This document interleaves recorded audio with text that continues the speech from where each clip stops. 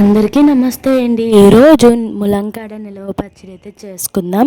ఫస్ట్గా మనం ములంకాడలు ఎంచుకొని దాన్ని 2 ఇంచుల పాటు కట్ చేసుకోవాలి. దీన్ని అయితే మాత్రం బాగా డ్రై చేసుకోవాలి. దీనికి కావాల్సింది ఆవాలు, మెంతులు, ఎల్లుల్లిపాయలు, ఇంకా చింతపండు, ఇంకా కారం, ఉప్పు, ఇంకా ఇవన్నీ వేసుకోవాలి. చింతపండుని అయితే మరగబెట్టుకోవాలి. ఎల్లుల్లిపాయలు తొక్కలు తీసుకోవాలి. ఆవాలు వేసుకొని మెంతులు వేసుకొని వేపుకోవాలి. అండ్ నూనె వేసుకున్న తర్వాత అండ్ వేరే కడాయిలో నూనె వేసుకోవాలి. దీంట్లోకి ములంకాయలు పచ్చిగా కాకుండా కొద్దిగా డ్రై అయినంత వరకు వేపుకుంటే మనకి ముక్క అనేది పాడవదు అండ్ ఎక్కువగా నిలువగా ఉండే అవకాశాలు అనేది ఉంటుంది.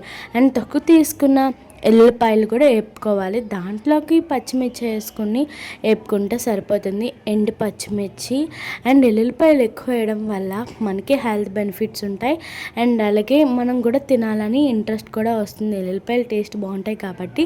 అండ్ ఈ ఆవాలు ఇంకా మెంతులు ఇవన్నీ మిక్సీ చేసుకొని పక్కన పెట్టుకోవాలి. అండ్ దీంట్లోకి మళ్ళీ ములంకాయల్లోకి మనం తాలింపు పెట్టుకుని ఎల్లుల్లిపాయలు, ఎండుమిర్చి, కారము, ఉప్పు వేసుకోవాలి. అండ్ పచ్చడి మనం చేతితో కలుపుకుంటే సూపర్గా ఉంటుంది. అండ్ అలాగే మనం ఈ ఆవపిండి, మెంతుల పిండి అనేది చెప్పి యాడ్ చేసుకోవాలి.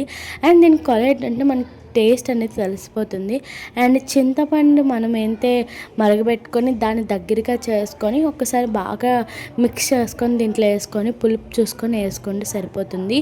అండ్ ఎక్కువగా నిలవ ఉండాలి అంటే we should pour oil. And మనం ఎక్కువగా ఆయిల్ పోర్ చేస్తే మనకి ఎక్కువ రోజులు అనేది ఉంటుంది. ఫైనల్గా ఆయిల్ సరిపోవట్లేదు అని చెప్పి ఇంకా మళ్ళీ కొన్ని వేసాను. ఇంకా కళాయిలో వేడిగా తింటే సూపర్గా అనిపించింది. ఈ విధంగా ట్రై చేయండి and subscribe for more videos.